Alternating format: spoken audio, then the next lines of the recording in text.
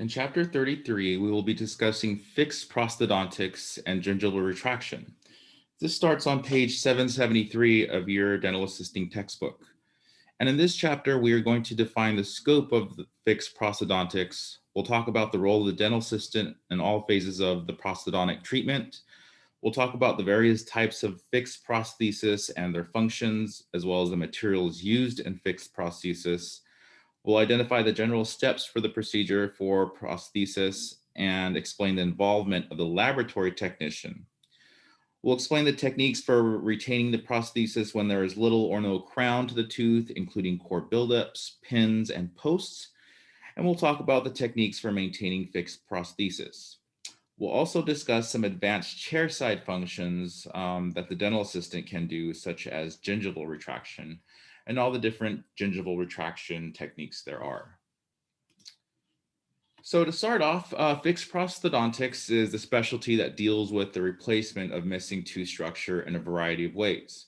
Okay, so we can have indirect restorations or cast restorations. Indirect restorations are also cast restorations. So indirect restorations involve preparing the tooth, taking impressions, and placing a temporary restoration. And the patient comes back for a second appointment to have the permanent or cast restoration bonded in place. There's also a computer-aided design and computer-aided manufacturing known as CAD-CAM, which is a system that sends information about the restoration from the computer in the office milling machine that immediately begins fabrication of the restoration. This allows a patient to complete the procedure in one appointment without having to wear a temporary crown. The purpose of prosthetics is to restore masticatory function, which is just biting function, improves aesthetics, and often self-esteem. Can also improve speech, promote good hygiene, and prevent further movement of the teeth. Some advantages of a fixed prosthesis is the fact that they are aesthetic, they're secure in the mouth so they don't come out, and they restore function for many years. The fixed prosthesis becomes part of the natural dentition and is maintained with routine brushing and flossing. The dental assistant provides patient education, prepares the treatment room, takes the preoperative x-ray, makes preliminary impressions and bite registrations, and selects the shape. So you can see there is quite a bit that the dental assistant does, and that's not all. They will also assist in the chair side. We can place and remove temporary crowns, remove cement, pour impressions, and fabricate custom trays. So with all these different roles or responsibilities that the dental assistant has, there's certain patient consideration that we also need to keep. So before the dentist does any work on the patient, we will need a complete medical and dental history. We'll also need an examination of the intra and oral tissues, radiographs or x-rays, impressions for study model, which are diagnostic casts. Now, these are usually taken and prepared before the work is done. And they are oftentimes an educational tool that the dentist can use to show the patient exactly what's going to happen. Intraoral photographs are also taken with the intraoral camera, as well as extraoral photographs in some cases. So the proper candidate for fixed prosthesis must have the motivation to maintain the prosthesis and healthy supportive tissues. If they don't have either of these, the prosthesis should not be made, and treatment should be adjusted. So with case presentation, the dentist provides treatment choices to the patient. Costs will be reviewed as well as insurance coverage, and a discussion about the number of appointments is also required with the patient. So there are different types of fixed prosthesis. Indirect restoration is one that is not placed immediately. Instead, it has to be fabricated in the dental laboratory. And it can also be made by using CAD-CAM, and I'll talk about that in a minute. So again, indirect restorations are fabricated in the dental laboratory, such as crowns, bridges, veneers, inlays, and onlays. A crown covers teeth that are decayed or broken down. Full cast crowns cover the entire coronal surface, while partial crowns cover 3 or more surfaces of the tooth. Inlays and onlays are restorations that replace missing tooth structures within the tooth. Inlays cover the area between the cusps, and onlays include the cusp ridges of the tooth. Bridges are indirect restorations that span the space of a missing tooth or several teeth. A cantilever bridge is used in areas of the mouth that are under less stress, such as the front teeth. And this process anchors a false tooth to one side over one or more natural and adjacent teeth. Veneers are thin layers of tooth-colored material covering the facial surface. And we'll go over a lot more. We'll go over all of these in detail in the upcoming slides. So crowns are placed whenever there is no longer enough tooth structure to retain a filling. These are anatomically shaped and fitted to the tooth, and they cover teeth that have extensive decay or quite a bit of breakdown. They're also placed when there's no longer enough tooth structure to retain a simple filling. So there are different types of fixed crowns. A full cast crown covers the entire coronal surface of the tooth, while partial crowns are cast restorations that cover 3 or more surfaces of the tooth, and the facial surface is left intact. So here we have an example of a porcelain fused to metal crown on the left. And here we can see, if you look closely on the margin section of the crown, we see that metal looks like this might actually be gold, where the substructure or the skeleton of the crown is made of metal, and then porcelain is layered and fused to the metal to create that nice anatomical tooth structure. A full porcelain crown is one that is usually placed in the anterior because nobody wants to see this gold margin on their smile line. And so instead of using a porcelain fused to metal crown in the front, we often use full porcelain crowns because they're much more aesthetically pleasing, where we don't see any weird margin lines. So it just looks like a regular tooth. Here's an example of a 3/4 gold crown. And if you can see in this mirror, the gold crown pretty much covers the entire surface. It even goes into the lingual surface here. But if you look at the buccal surface of this crown, which is here, it's left intact. Okay, the crown doesn't extend to the buccal surface like a full cast crown would. Inlays and onlays are another type of cast restoration. Inlays are restorations placed within the tooth that cover the area between the cusps and the middle of the tooth, and also include the proximal areas of the tooth. Onlays are almost like the same thing as an inlay, except that cusp ridges of the tooth are also included in the restoration. So here's an example of some inlays and onlays. Now, I don't really like this example too much, and I'll show you why. On the left here, it's pointing to a gold restoration on the mandibular first molar, which is this tooth here. And you can see it kind of extends, if you can see closely, it extends to the buccal side on this cusp over here. So that is a definition of a gold restoration or a gold onlay. On the right, it says that there is a gold inlay restoration, but this is where I think it's pointing to. And if you can see here, it actually does cover the cusps of the teeth. So I don't really like this example to show that it's an inlay restoration. Instead, an inlay restoration is more about what you see on this premolar here, where it kind of covers the inside of the tooth, but it doesn't include the outside cusps. And it also includes the interproximal surfaces. A bridge is a restoration that spans the space of one or more missing teeth, and it requires the coverage of one or more adjacent teeth. So there are different components to a bridge. An abutment is when teeth on either side of the missing tooth that provide support to the fabricated tooth is attached. That fabricated tooth or that fake tooth is known as a pontic, which is the part of the crown or part of the bridge, excuse me, that covers the missing tooth.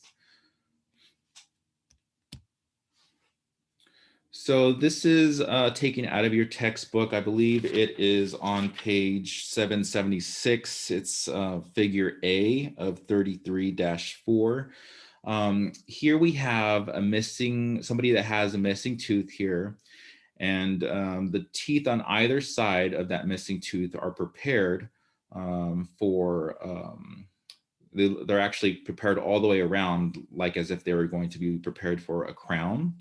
So the whole tooth is drilled all the way around on all surfaces so that it can be prepared for this restoration, which is on the right.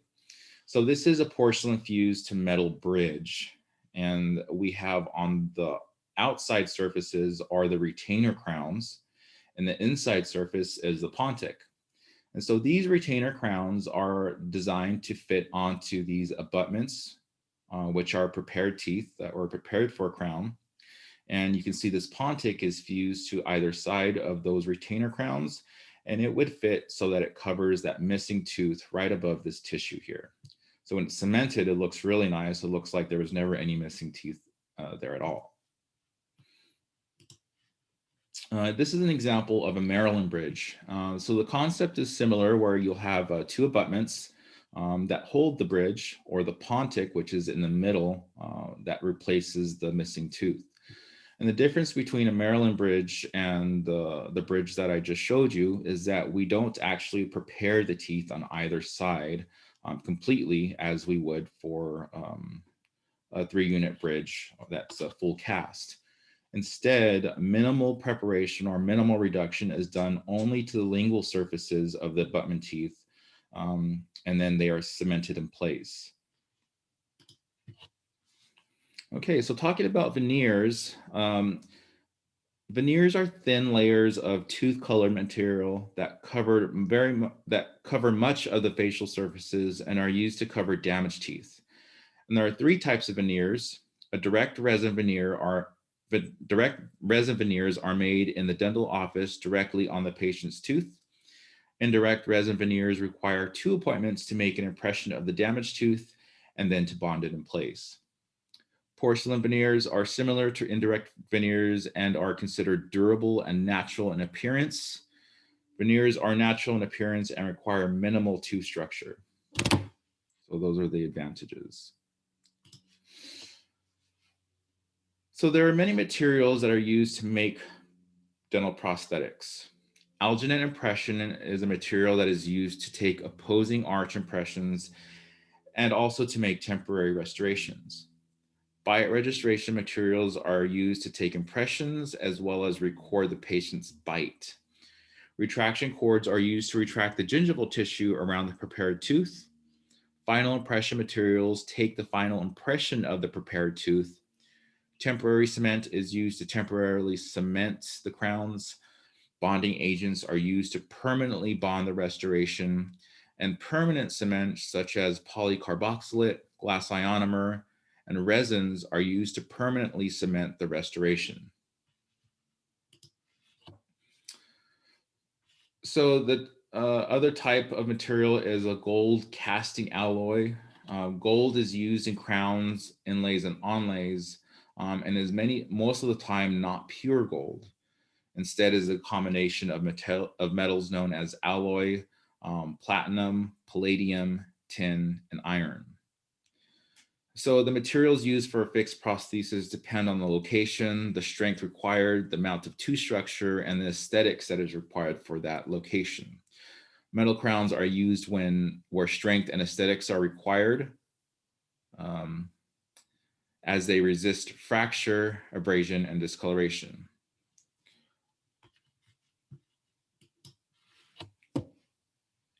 Tooth-colored cast restorations are made of porcelain or composite resin. Porcelain casts are used for inlays and bonded veneers, and the porcelain is fused to the metal crowns and bridges are made into crowns. Composite resin is used for inlays, onlays, and veneers, and it is stronger than direct composite restorations because it is bonded in place. CAD-CAM restoration systems are becoming more common in the dental offices as they allow metal-free, tooth-colored restorations to be fabricated in one appointment within the dental office.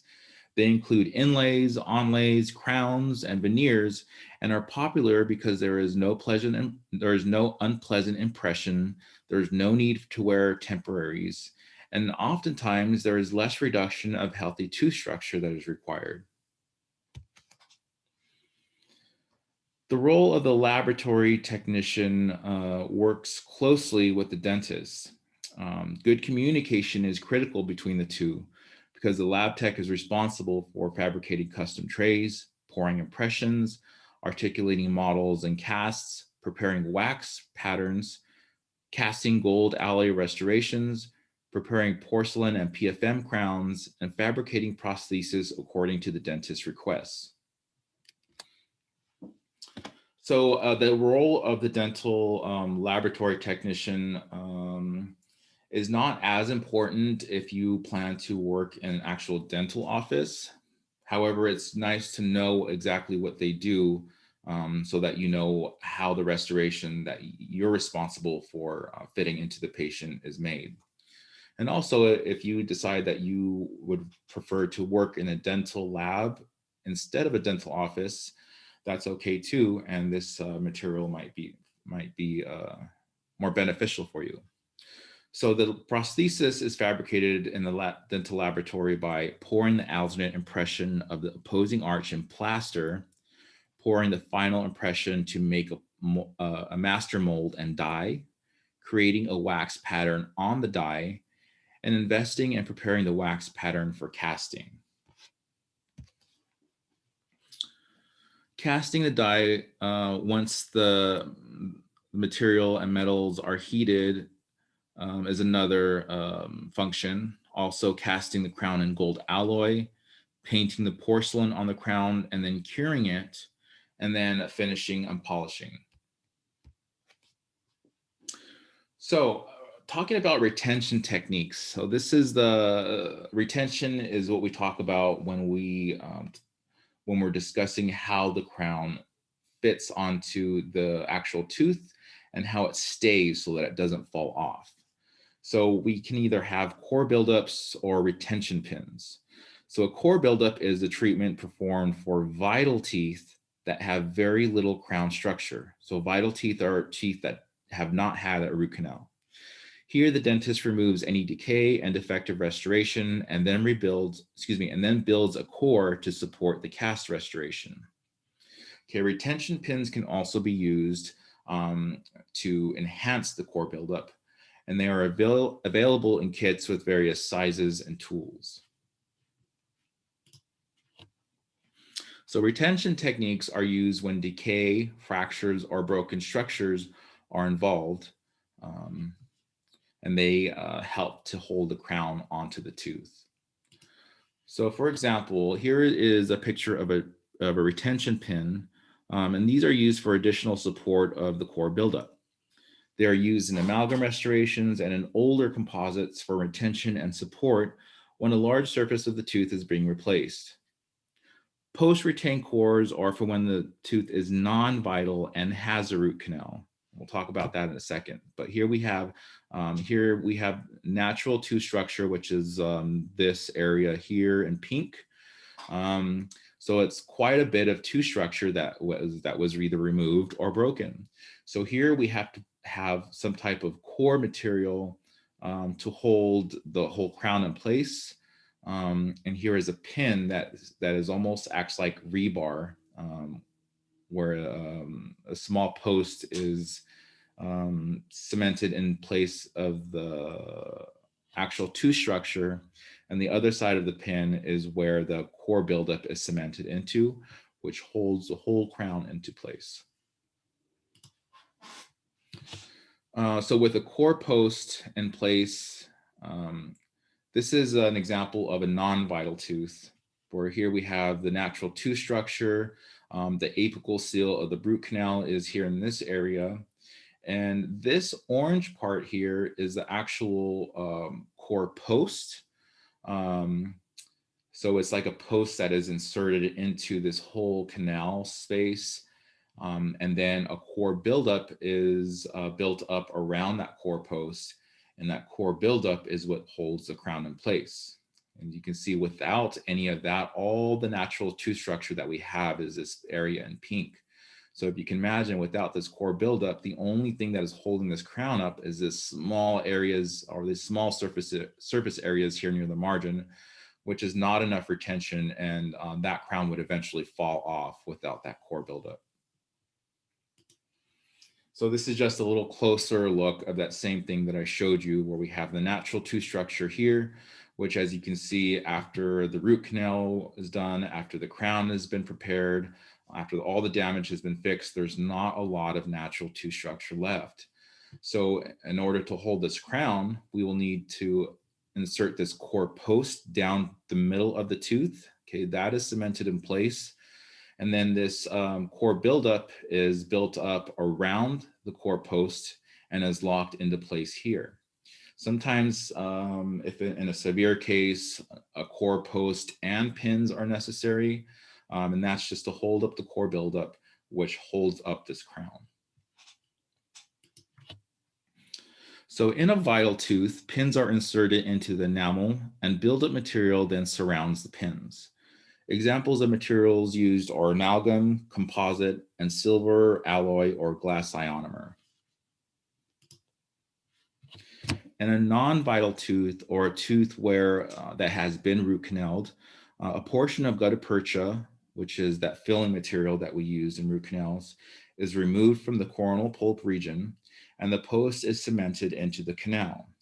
The core buildup material is placed around the post, and the buildup is prepared for the crown, and then a master impression is taken.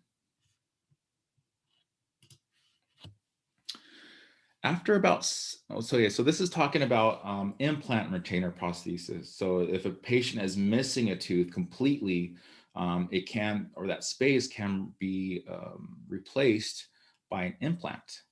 And so once an implant retainer is placed, and which basically is a large screw that gets screwed into the patient's jaw, an actual crown can be placed on it after about 6 months.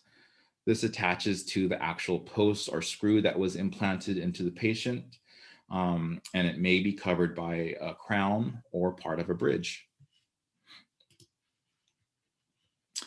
So just as brushing and flossing are part of the normal routine for oral hygiene, care and maintenance of the prosthodontic should also be part of the daily routine. There are special devices that can be used to aid in the cleaning and maintenance of the prosthesis, such as bridge threaders and interproximal brushes. The retainer should be removed and thoroughly cleaned routinely as well, and this will maintain the patient's oral health and extend the life of the device. So with the crown preparation appointment, several steps are made. First, the anesthetic is administered, and then preliminary impressions are made and bite registrations are taken. The decay is then removed, and then using a diamond burr, the tooth is reduced all the way around. Then a retraction cord is placed either by the doctor or the assistant.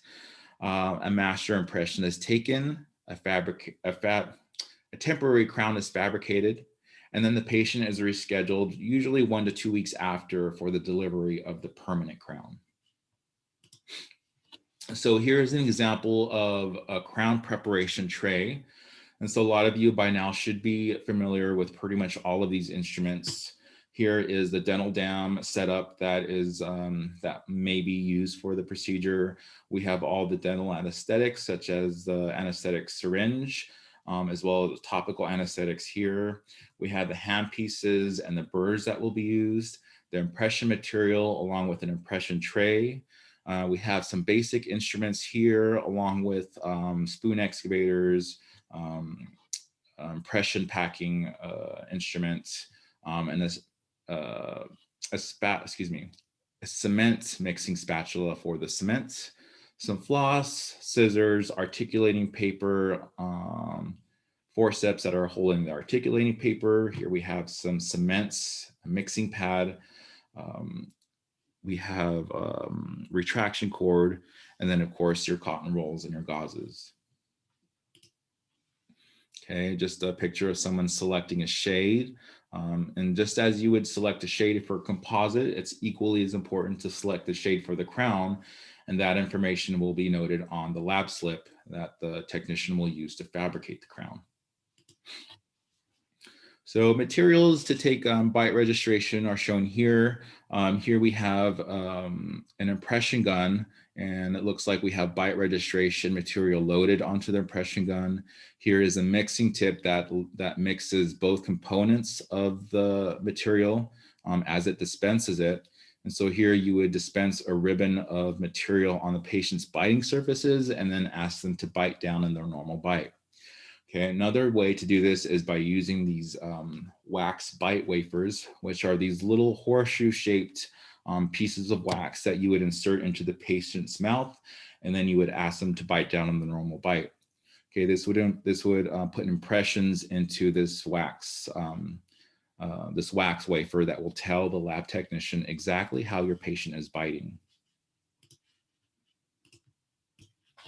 So the different types of restorations that you can, or excuse me, that the dentist can make for the crown preparation includes either a chamfer, a shoulder, or a shoulder with a beveled edge. Sometimes pins are placed in the prepared tooth for support and retention. So what that looks like here is, and here we're talking about the different shapes of preparation in regards to the actual margin of the tooth. Now, when you hear me talk about the margin of the tooth, what I'm talking about is the junction between the natural tooth or the prepared tooth and the crown. And so this is this corner of the tooth here that's circled in red. So a chamfer preparation is, sort of see a shelf here that the crown can sit on. But here we have a rounded corner. There's a certain burr that will make this shape as the tooth is reduced. A shoulder preparation is very similar, except we see a nice 90-degree angle that creates a nice broad shelf for that crown to sit on. So another type of preparation is a shoulder, a beveled shoulder, where we have an actual shoulder here, but then after the shoulder, it kind of drops down into a small bevel. So these are all different preparations that your dentist can make on the margin itself. And all of these will be chosen based on your dentist's preference for creating margins. So here we have somebody placing retraction cord around a prepared tooth. And that retraction cord resembles a piece of very thin yarn or maybe a thick piece of string. It's wrapped around the tooth, and then a gingival retraction placement instrument is used to pack the gingival cord into the sulcus, which is the space between the gum tissue and the actual tooth itself. And this is what creates the space for the impression material to flow. And it also exposes the margin of the tooth so that the lab technician knows exactly when the tooth ends.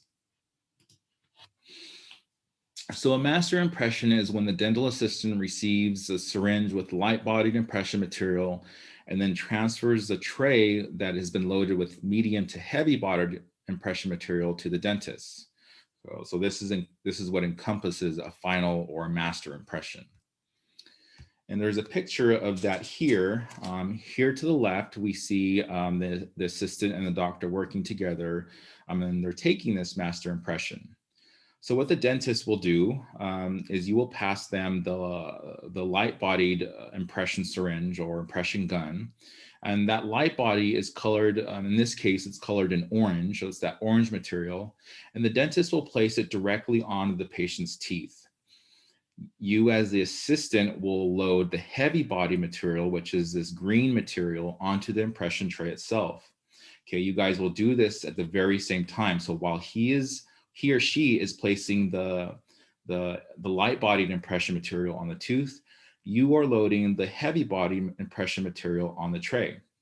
Okay, once you guys are both done, you will take that light body impression from the dentist and then pass him or her the tray that you have loaded that green material into. So once the impression is taken, it is set and then is removed from the mouth, it'll look something very similar to this, where you'll have two different impression materials, a light bodied impression material that will capture all the detail necessary to make the crown. And then this heavy body material is basically to take all the impressions, all the rest of the mouth, and to create a base for that light bodied impression to sit into.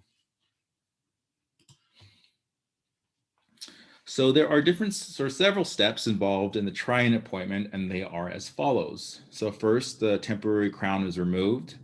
You will remove excess cement around the tooth and then try in the crown. If necessary, contacts and occlusion is adjusted. And then once everything is fitting properly, the inside of the crown is lined with cement and it is placed on the tooth, in which you'll have the patient bite down either on a cotton roll or a stick. And then once the cement is set, the excess is removed from the margins. So gingival retraction is something that an assistant can do if they are trained in advanced chairside functions.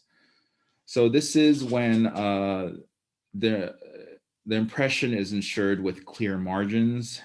Gingival retraction is when the tissue is retracted horizontally to allow room for impression materials.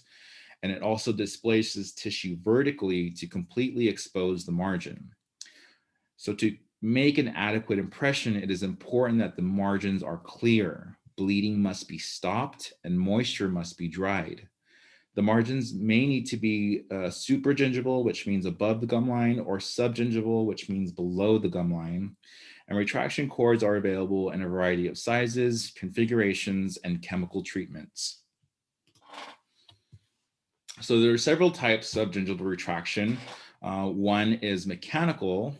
So this is when tissues can be displaced manually to allow access to the margins. This is accomplished by placing a retraction cord in the sulcus of healthy gingiva with no signs of inflammation. Here, no drugs or chemicals are used in the process. The cord is left in place for up to 10 to 15 minutes. Tissue shrinkage or hemostasis will not be achieved with this method because it's purely mechanical. Care must be taken not to place the cord too deep or too shallow. And another method is to place a lengthened crown to cause tissue displacement. An alternative to placing a retraction cord is to use a retraction system in which silicone is placed to create space between the tooth and the tissue to expose the margins.